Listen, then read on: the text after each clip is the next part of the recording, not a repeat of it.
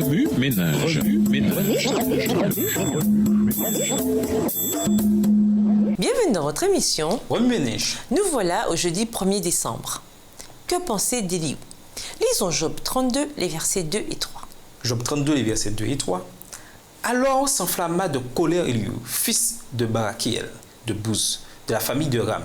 Sa colère s'enflamma contre Job parce qu'il se disait juste devant Dieu. Et sa colère s'enflamma contre ses trois amis parce qu'ils ne trouvaient rien à répondre et que néanmoins, ils condamnaient Job. Je n'ai jamais aimé Éliou. Je le trouve effronté et bavard.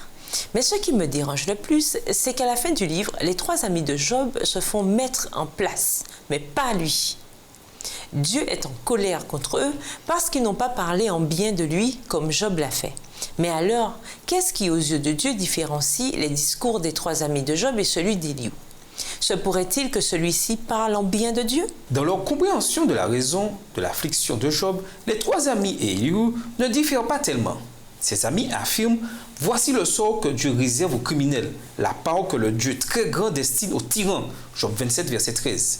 Éliou déclare que Dieu rend aux humains ce qu'ils ont mérité et il les traite chacun d'après ce qu'il a fait. Job 34, verset 11. Les amis et lui impliquent donc que Job est coupable et mérite son châtiment. Les amis soulignent que Dieu peut faire souffrir, mais il répare aussi. S'il fait une blessure, il la soigne lui-même. Job 5, verset 18. La déclaration d'Éliou est similaire, mais Dieu corrige aussi l'homme par la souffrance qui le jette sur un lit. Job 33, verset 19.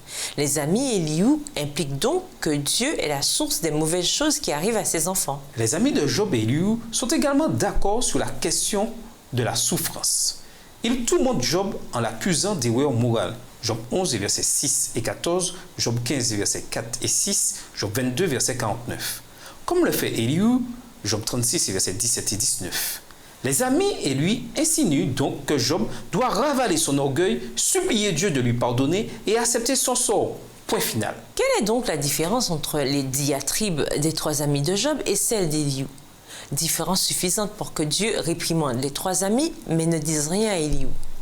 Est-il possible qu'il n'y ait aucune différence en ce qui a été dit, mais que la réponse réside plutôt dans le pourquoi cela a été dit? Tandis que les amis de Job sont outrés des attaques de celui-ci contre leur point de vue, Job 11, verset 3, Job 20, les versets 1 et 2, et Éliou, lui, est en colère pour une autre raison.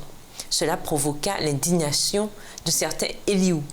Son indignation éclata contre Job parce que celui-ci prétendait avoir raison contre Dieu. Job 32, le verset 2.